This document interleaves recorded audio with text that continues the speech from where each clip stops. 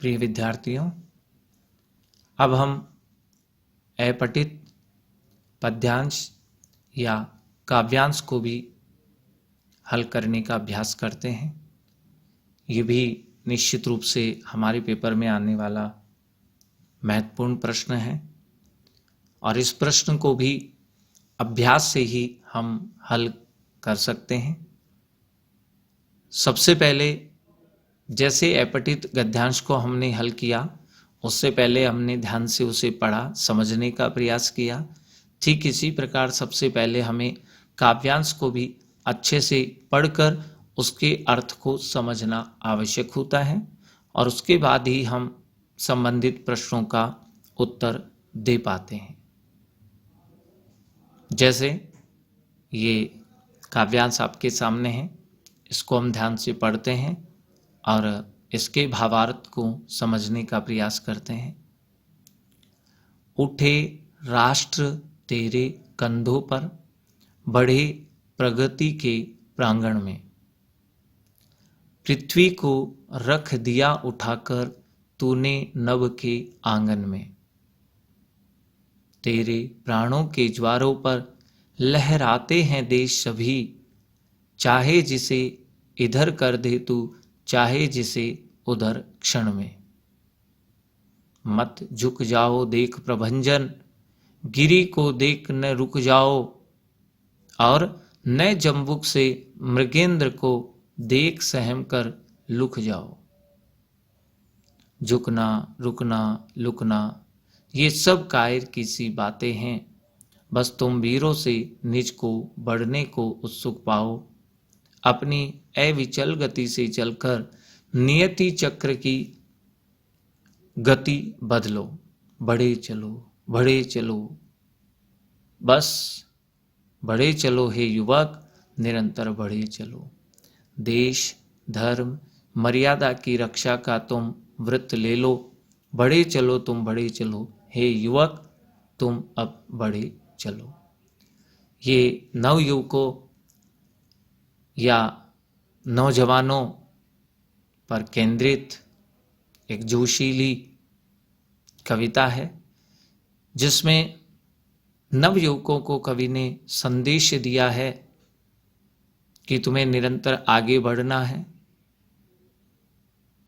ये राष्ट्र है, उसकी प्रगति तुम पर ही निर्भर है। तुम्हें कभी किसी से डरना नहीं है, तुम्हें कभी रुकना नहीं है। निरंतर अविचल होकर के बिना विचलित हुए तुम्हें इस नियति को ही या नियति की गति को ही बदल देना है और लगातार आगे बढ़ते चले जाना है। नव युवकों को, नौजवानों को यह संदेश इसमें दिया गया है। भावार्थ भी समझते हैं हम। उठे राष्ट्र तेरे कंधों पर, तेरे का अर्थ यहाँ नव युवकों की बात है, नौजवानों की बात है। हे नव युवकों, तुम्हारे कंधों पर ही ये राष्ट्र ऊपर उठेगा, अर्थात तुम्हारे कंधों पर ही राष्ट्र की प्रगति निर्भर है, बढ़े प्रगति के प्रांगण में। और ये राष्ट्र प्रगति के प्रांगण में भी तुम्हारी शक्ति से ही, तुम्हारी भुजाओं के बल से ही आगे बढ़ सकता है। पृथ्वी को रख दिया उठाकर तूने नभ के आंगन में, नभ यानी आकाश। हे नवयुवकों, तुमने इस पृथ्वी को आकाश के आंगन में उठाकर रख दिया है। तुमने इस पृथ्वी को आकाश के आंगन में उठाकर रख दिया है, अर्थात जैसे आकाश असीमित है, ठीक उसी प्रकार तुम्हारे कंधों पर ही, तुम्हारी भुजाओं पर ही इस पृथ्वी का असीमित विकास निर्भर करता है। जैसे आकाश असीमित है, ठीक उसी प्रकार इस पृथ्वी पर जो विकास है वह भी असीमित है और असीमित विकास इस पृथ्वी का तुम्हारी भुजाओं पर ही निर्भर है। तेरे प्राणों के ज्वारों पर, प्राणों का ज्वार का अर्थ यहाँ उत्साह। जैसे समुद्र में ज्वार आता है, पानी ऊपर उठता है, तो यहाँ पराक्रम की बात है, उत्साह की बात है। सभी देश हे नौजवानों तुम्हारे उत्साह, तुम्हारे पराक्रम पर ही लहरा रहे हैं, प्रगति कर रहे हैं, प्रसन्न हैं। चाहे जिसे इधर कर दे तू, चाहे जिसे उधर क्षण में। नवयुवक क्षण भर में चाहे जिसे इधर से उधर कर सकता है, अर्थात परिवर्तन कर सकता है। चाहे जो परिवर्तन इस संसार में, इस पृथ्वी पर नवयुवक कर सकता है। मत झुक जाओ देख प्रभंजन, गिरी को देखने रुक जाओ। किसी के हाथ में अस्त्र शस्त्र देखें तो उनके सामने झुकना नहीं है। सामने पहाड़ भी आ जाए तो हमें रुकना नहीं है। अर्थात हमें मार्ग की बाधाओं को देखकर घबराना या रुकना नहीं है, बल्कि उनसे संघर्ष करके हमें आगे बढ़ते रहना है। और नए जंबुक से मृगेंद्र को, जंबुक का अर्थ है गीदड़, जैसे शेर को देखकर जंबुक यानी गीदड़ छिप जाता है, देख सहम कर लुक जाओ।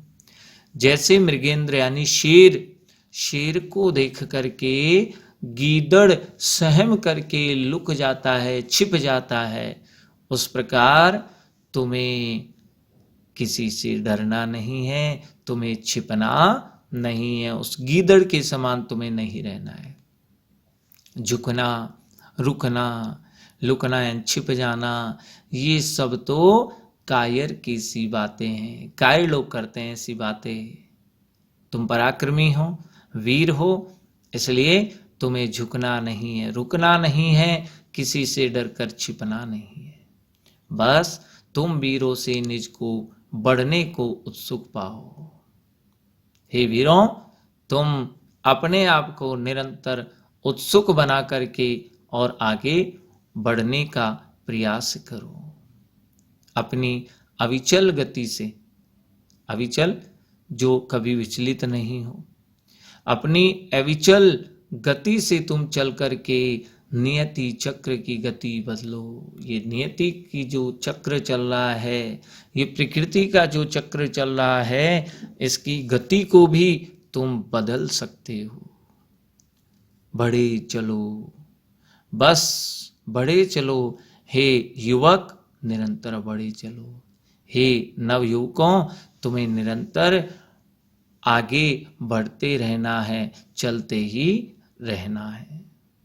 देश, धर्म, मर्यादा की रक्षा का तुम व्रत ले लो। व्रत यानी संकल्प। तुम ऐसा संकल्प ले लो कि अपने देश, अपने धर्म, अपनी मर्यादा और परंपरा की तुम्हें रक्षा करनी है, ऐसा तुम संकल्प ले लो। बढ़े चलो, तुम बढ़े चलो हे युवक, तुम अब बढ़े चलो। हे नवयुवक, अब तुम निरंतर आगे बढ़ते रहो, निरंतर चलते रहो, गतिशील रहो। इस प्रकार से ये गद्यांश का, इस पद्यांश का भावार्थ है। अब हम प्रश्न जो पूछे गए हैं उनको हल करने का प्रयास करेंगे। जैसे पहला प्रश्न हमसे पूछा गया है कि नौजवानों को कवि ने क्या संदेश दिया है। तो हमने अभी ध्यान से इस काव्यांश को पढ़ा है। नौजवानों को यही संदेश कवि ने दिया है कि वास्तव में देश की अगर प्रगति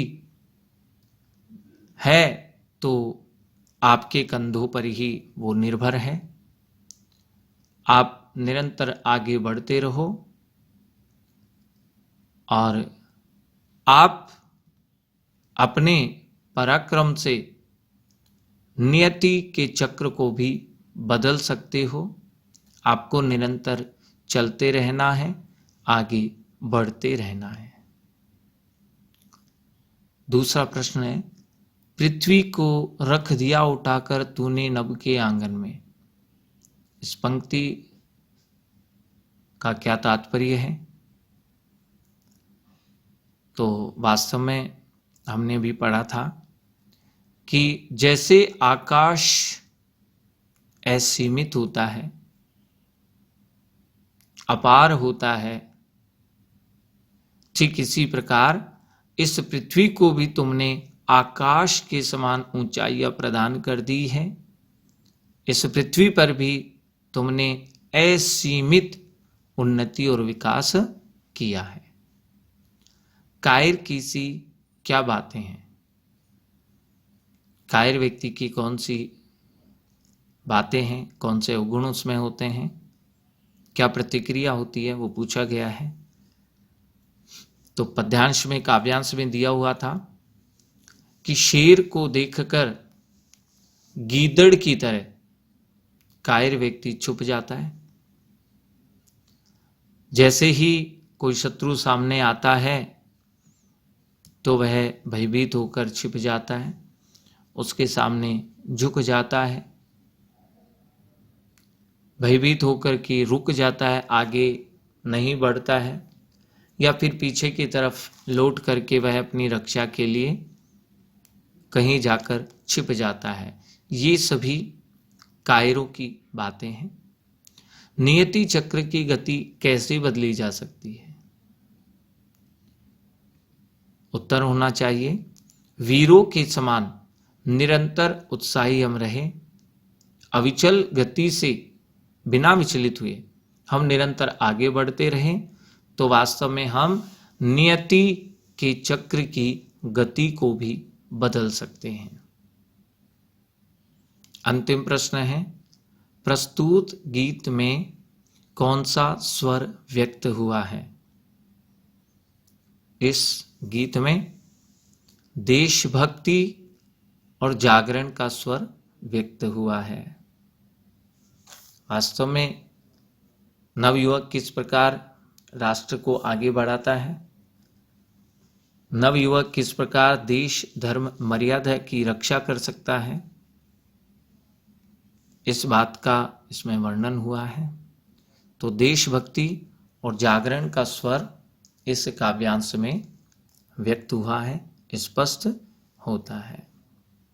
इसके अलावा भी हम और काव्यांशों को हल करने का अभ्यास करें तो ये प्रश्न भी फिर हम आसानी से हल कर पाएंगे, क्योंकि अभ्यास से ही हमें दक्षता, कुशलता उत्पन्न होगी और एक आत्मविश्वास हमारे अंदर जागृत होगा कि हाँ, हम अब अपठित काव्यांश को भी हल कर सकते हैं।